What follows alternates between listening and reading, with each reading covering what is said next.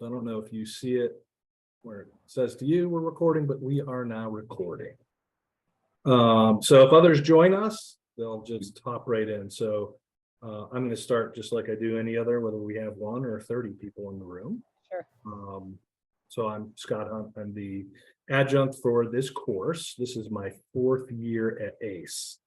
And so I've taught a variety of courses, but over the course of the last year to year and a half, I've exclusively had sections of equity-centered leadership. So I know the course content fairly well. This is my 34th year overall in the field. I currently work for the Ohio Department of Education. I'm the Executive Director of Field Relations. And so my day job, I'm kind of connecting the dots between what happens out of our state agency to the field. That includes our public schools, our non-public schools, our educational service centers, our information technology centers, our all of our major associations across the state. And I've been doing that for the last 4 years. Prior to that, I was a local school superintendent. I'm in Ohio, obviously. I was superintendent for 6 years in a small rural school district, about 1,100 students in the middle of the 4th largest Amish settlement in the world, in Middlefield, Ohio. Prior to that, I live east of Cleveland. So if you know Cleveland, maybe you can. I live east of Cleveland, about a half hour, in the district where I work. Perry is actually home to a nuclear power plant. So the glowing is probably from that. So I spent 15 years in Perry. I was the last year I was there as the director of college and career readiness. Prior to that, 5 years I was the middle school principal. Prior to that, 5 years I was the high school assistant. Prior to that, I was 4 years as a high school counselor, primarily focused on college admissions, financial aid, etc. And then I taught for 8 years. Spent 1 year in Cleveland metropolitan schools, taught middle school, multi-subjects, variety of grade levels. And in Cleveland, the schools that kind of surround Cleveland and the suburban districts are called the Outer Ring schools. And so I spent 4 years in a small, high-performing district where I taught 8th grade science. I did some elementary school counseling, and the last year I was there, I opened their first OWA program, occupational work adjustment. I used to call it out walking around because I could to go out and do a lot of walking around because kids were working and also taking classes. It was a work study program. And then I started my career in Naples, Florida. I'm actually in Naples this week. That's the glow. It's probably the suntan. I started my career, I taught 5th grade for 4 years while I was in Naples. Got my bachelor's degree from Bethany College in West Virginia. While I was in Florida, I got my master's degree in education, focused on guidance and counseling from the University of South Florida. And my doctorate is in organizational leadership from Nova Southeastern, which is in Fort Lauderdale. So hopefully that resume will provide you with some insight and be able to provide you with some feedback and some direction on the course and what you are going to learn throughout the course. So I'm going to stop there and we're just going to go around the room and introduce ourselves. So I know I'm probably not going to say this correctly. Mrs. Robisoff. Are you with us?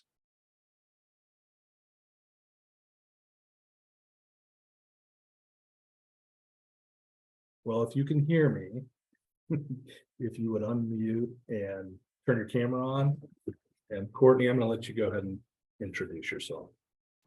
Okay, you bet. My name is Courtney Edelman, and you stopped me with, tell me how much you want to know about about me. In the getting to know you, I kind of talked about what got me to this point. I taught for about a year and a half as a lecturer at Southern Illinois University after I finished my master's degree down there, did composition courses, worked in the writing center the entire time that I was at SIU, which really moved me to a desire to be in the classroom and be a teacher. I didn't know what I was going to do with my degree prior to that.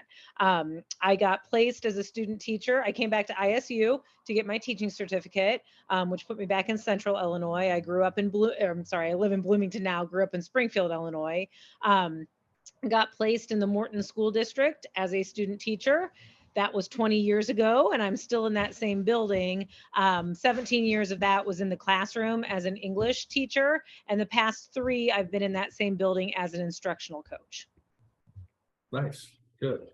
And so, Jessica, are you able to unmute and share, and if not, that's fine. No worries. And I don't think I can take you off mute either, but let's see. No, I don't think I can. I can't. Okay, no worries at all. So I'm going to start. I want to provide an overview of the course. So either one of you, is this your first course, or have you already been part of the program? First course for me. First course, okay. So this is important to say up front, and I say this again with every class. This is a 5-week course, and so the calendar is going to be something you're going to want to keep your eye on every week. So the course cadence, I'm going to talk about that when I talk about the calendar, but it's 5 weeks. It goes like this. It's quick. And so you'll notice that in the calendar, there are due dates and times for discussion board, initial posts.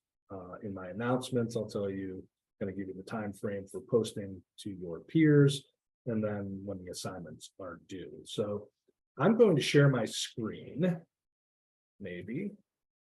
See if I can get this right this time. All right. Do you see, Courtney, do you see Equity Center Leadership, the course? Okay, good. So the first thing I want to point out to you is the Instructor Studio. And I want to make sure that you understand that all communications need to come through Canvas. So when you're going to communicate, although my email address is here, anything course related needs to come through that Canvas inbox, which is over here on the my left-hand side menu. You should have something similar so that you can email directly. I get alerted when that inbox gets an email on my phone. And so I typically try to respond as soon as I can, certainly within 24 hours. But if I am available and I can respond, as soon as it's received, I will often do that. So please use the Canvas inbox for communication. I've also listed my cell here in the event that you have to reach me, and an email won't suffice. You can text or call if necessary. So I want to make sure that you know where to go to find me. I am going to share with you a little bit. I'm not going to go through the full course syllabus, but I want to point out several items that will be of interest to you and some things that you should absolutely know as you head into the next 5 weeks. Please excuse my scrolling until I get to this piece. So a couple of things here. First, late work. The calendar that is in your course is tied to the grade book. And so any late work that's submitted it automatically shows up as late. And in the grade book, there's a 10% runoff per day for late work, unless you have an extenuating circumstance. So if you have an extenuating circumstance, I need to know that. So you would communicate with me through Canvas, if you need to text me, that you have an extenuating circumstance. Extenuating circumstances are, I was in the hospital for the evening. I'm taking care of a sick child who, is ill. I broke my leg. I had a death in the family. Those are extenuating circumstances. If you ask me, hey, I'm going on vacation over the long weekend and I won't have access to Wi-Fi, can I get an extension? The answer is no, you cannot. That's not extenuating. That's a choice you're making. So extenuating circumstances, reach out. I am, flexible during that week that the assignment is due to be able to provide you with additional time if you need it. This is why that calendar becomes important, because once you get into the cadence of the course, we're going to start here week 1, and then like that, the course is going to be over. So extenuating circumstances, please make sure that you reach out to me, and I'm happy to work with you. Let me also point this out as well. This is the cadence of the course is week by week. So you're going to notice in the calendar that your initial responses are due Friday. You should respond to 2 peers over the weekend. And that other assignments are due on Monday, your analysis and application assignments. Those are due on Monday. So let's say that you're late, that you don't have an extenuating circumstance. So Tuesday rolls around, you're going to get that 10% runoff for late work. Wednesday rolls around, you still haven't submitted, you're going to get an additional 10% for the late work. Once Thursday arrives, if you've not submitted anything, it becomes a 0. So you must have everything in by Thursday, but also know that there's a penalty for late submissions. Again, just because of the cadence of a 5-week course, we go very quickly. The other thing I want to point out to you, I believe it's the second discussion board. You're going to be asked to find an image or a visual or a video, and often students will go to a video to represent something for the assignment. So I want to point this out. This is an ACE policy. If you use YouTube, of course, you must have it in your reference list and you must cite it properly, but you also have to have permission, written permission from the creator of that video. You can't use YouTube without permission. So if you if you cited a YouTube video and referenced it, but you didn't have permission, there'll be a deduction for that. So you have to have permission. You have to submit the permission so that I can see that you were granted the okay to use a video. The thing that you're not allowed to use at all at ACE is TED Talks. And I know there's all kinds of great TED Talks videos out there, but due to some licensing agreements, copyrights, we're not allowed. Faculty or students are not allowed to use TED Talks. So I want to make sure that you know that up front, because there will be some things that you'll do here, professional development types of activities that you're going to work on, where you might want to show a video. So I'm just warning you up front, permission for YouTube, and do not use TED Talks. All right, now let's go to the calendar. And I know this has been confusing for some, and Courtney and I were just talking about this. You can see that I have the Zoom meeting here on my calendar. It says 9 to 10 tonight, but I set that meeting for 6 o'clock. So I'm not sure if it's the way the time zone is set up, but I want you to see what my calendar looks like here. And I had already received a question about this, that in my announcements, I use this calendar when I put down due date times, but you'll notice that all of the due dates are by 2:59 a.m., which for you technically is, almost 3 hours after midnight of the day before. So if your Friday discussion is due at 2:59 a.m., likely you're going to have that done Thursday night, because Thursday at 11:59, when that clock hits midnight, you're heading into the next day. So again, you just want to be sure that you're looking at the times and the due dates. If your times and due dates look different than what I have here, it's likely because of the time zone setup. And you're probably okay when you submit, because I believe the grade book, the late work policy, and all those things are tied to that calendar for you. So I don't know that I'd worry about it. And if we have to, we'll whatever adjustment necessary. But again, I want to make sure that you understand the cadence of the course. Friday, discussion board initial post from you, Saturday and Sunday, respond to 2 peers, and I'm typically grading, I begin grading on Sunday typically. So pay close attention to the calendar. Also pay close attention to the announcements. And you can see I've got all of this week's, including the introductory stuff for you posted. Now I will say this, I do this to create some repetition for you. So some of the things you see in my announcement are no different than what you might see in the discussion assignment or the actual assignment, your analysis or application assignment. If applicable, I will plug in additional resources, links, or materials for you in the announcement. So not only should you read the assignment, you should also read my announcements. Those are important. Let's move to discussions. So I appreciate that many of you have already done the getting to know you response. So this is the getting to know you is just a way for you to get to know me as the professor, as well as your peers and classmates for this course. So I posted something. I'm asking by this Thursday if you would also post something.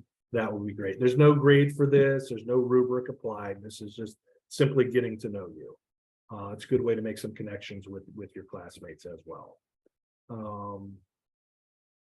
So discussions, and then I want to talk a little bit about grades. And I think what I'm going to do is I'm going to pull up the previous course.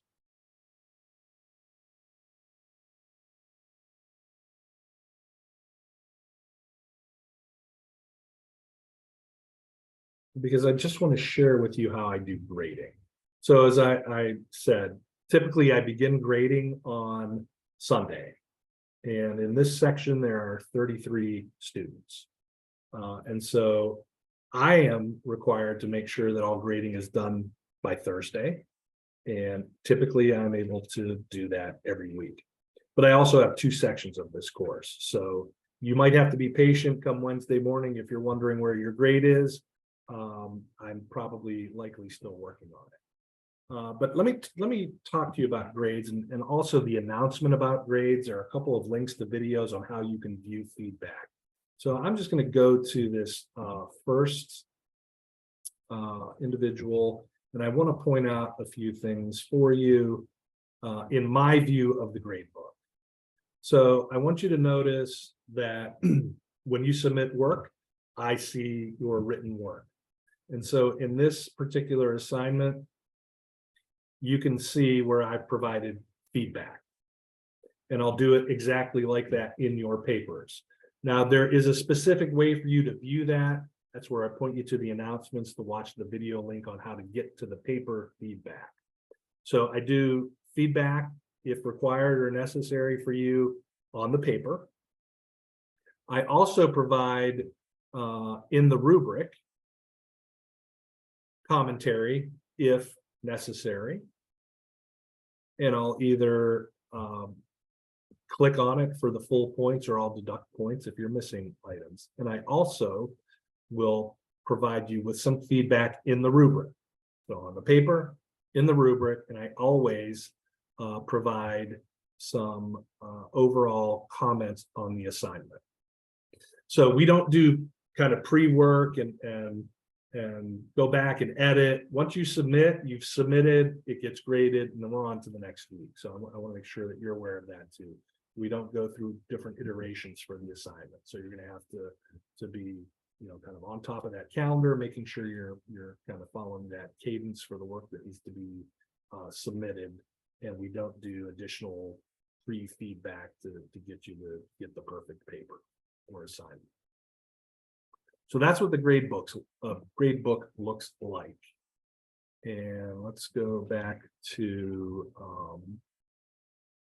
the announcements. And I just want to point out a couple of things. I'm a little bit of a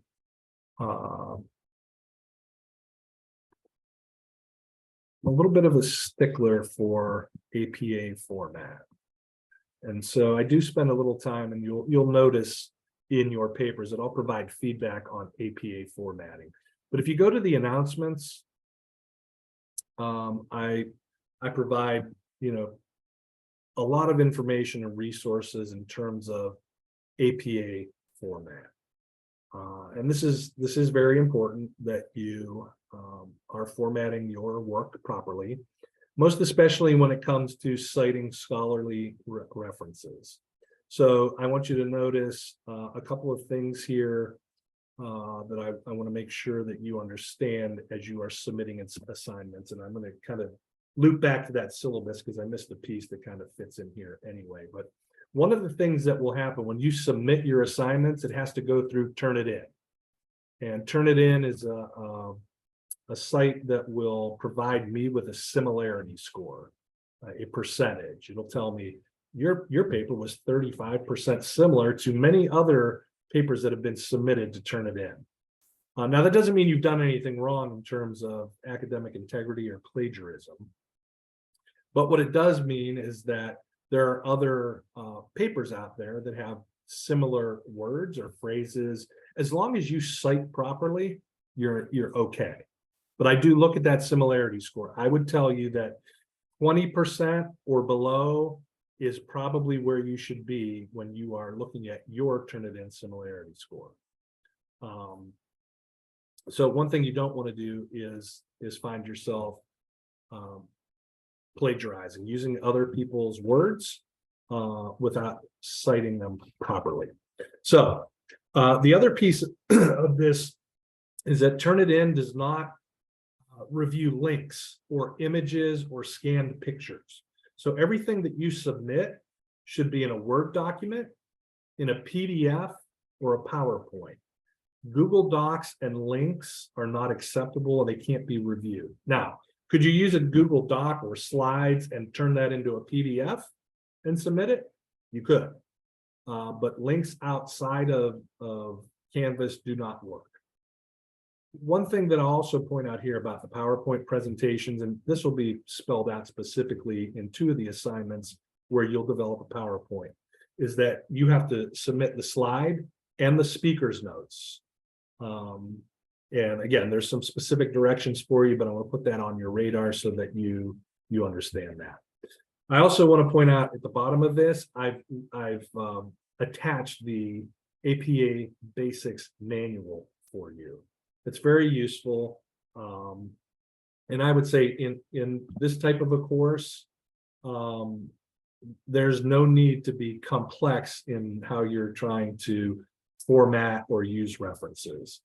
I would tell you, keep it simple as you can, so that you don't confuse yourself on the formatting and run into any issues there.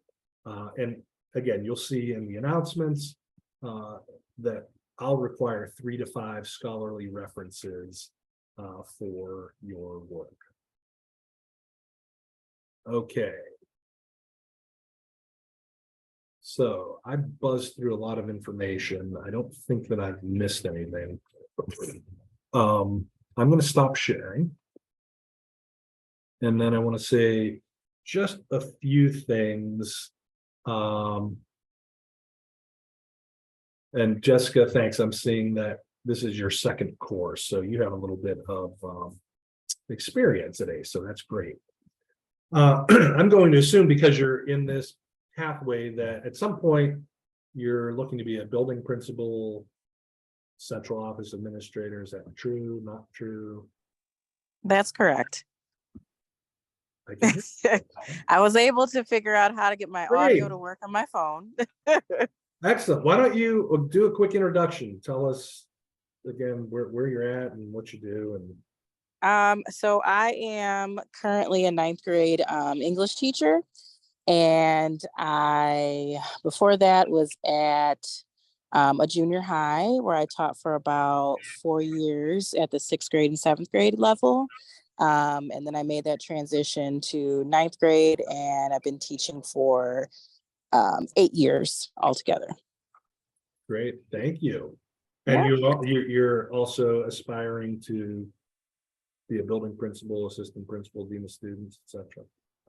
Yes, yes. And I come from a long line of administrators also in my family. So kind of like the next step. Yep, good. Well, I want to speak to that just briefly because I think this is important. I know that I'm certainly you're aware there's a shortage of educators across the country. Part of the work that I do in my day job is to support principals in inclusive leadership practices. And one thing that I can tell you from experience, being a principal, being a superintendent, and kind of teaching this course is that we know what the research says about teachers, right? We know that teachers, quality teachers and quality teaching is the number one factor in student achievement and progress. You have to have great teaching in front of our kids. But what you don't hear often is the important role of the building principal and that leadership matters, because great teachers without a framework to work within doesn't always get you the results that you want out of your students. So leadership matters. Building principals are probably the top role in a district.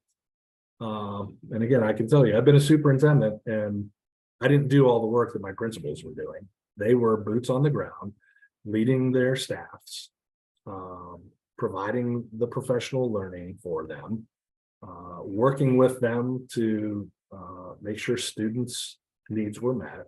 So the building principal is critically important. And so if this is your pathway and you're just kind of hopping into this right now in first or second course, I would tell you that, you're probably going to face some challenges along the way here over the next year or two as you try to get through the coursework, but hang in there because we need good, strong leaders across the country. I know in Ohio, like I said, we're trying our best to, at a state level, try to support our principals. And so I'm going to give a shameless plug as I did the other night. So one thing that we started a couple of months ago was a statewide principal chat that the Department of Education hosts. So myself and one of my colleagues kind of run those chats. We kicked off, like I said, a couple of months ago with Todd Whitaker. I don't know if you know Todd Whitaker, but you should Google him if you don't. He's a world-renowned leadership guru, has about 60 books out. The one that you might be interested in, What Great Principals Do Differently. You may have heard that title before. And so we had him as part of that initial kickoff chat. And so we are doing this monthly. And so if you go to the Ohio Department of Education webpage, you can view those. We post those videos of those chats, and we have upcoming chats here into the foreseeable future. And so although you may not be in Ohio, you could certainly register to join a chat and kind of see what it is we're sharing, at least from a state perspective in Ohio, to our principals directly. So enough of my shameless plug, but it might be something that interests you as you go through these courses to get your licensure. So we are at about 8.5 minutes to go in this particular Zoom. I think I shared this up front. It's scheduled for an hour, but Zoom boots us out after 45 minutes. I'm not sure what that's about. But so I'm going to stop talking. If you have questions or need some clarification before we have to sign off, I'm happy to do that.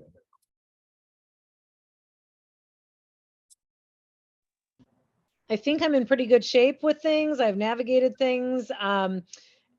With regards to, I guess, the APA citation style and the discussion questions or our discussion posts, is that something that requires, and I do think I looked at one of the messages saying you didn't have to have APA style, but just wanted to clarify, discussion threads need that or no? So in this first discussion board, no APA citations. Okay. But you will notice in the others that, and there may be another one that says no APA citations, don't quote me, but okay. In your initial post, on the ones where you do have to cite something, you only need one citation. Okay. reference. Okay. And I'll just need to be attentive to the descriptor, the assignment Yeah. prompt, and that Yep. will specify You it. got Okay. Thanks. Yes, yes. With our first assignment with the equity audit, Yes. we need to send in that whole PDF to you. Yes, ma'am. Okay. All right. So some folks have had some difficulty with this, and well, I'm not the tech guy, but one thing that I have shared is that when you might have to convert that to a Word template, or you might have to make it a fillable PDF so that you can mark your X's and make commentary. What you shouldn't do is write on it and then take a snapshot of it and turn it in, because turn it in typically does not read scanned images or pictures. And all assignments are required to go through that. So again, I'm not sure exactly how you might do it. Others have done this, no problem, turn it in. They've marked it up and it's been reviewed and no issues at all. But so I just want to point that out. So you are going to download that, fill it out, save it, and submit it along with the template for the analysis. Okay. Thank you.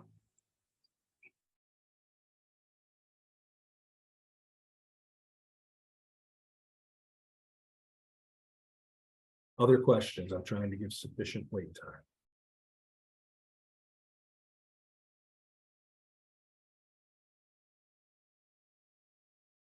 Okay, I'm going to stop recording. And again, if you have questions, don't hesitate to reach out, email, use the Canvas inbox. I'm happy to respond and help you along the way.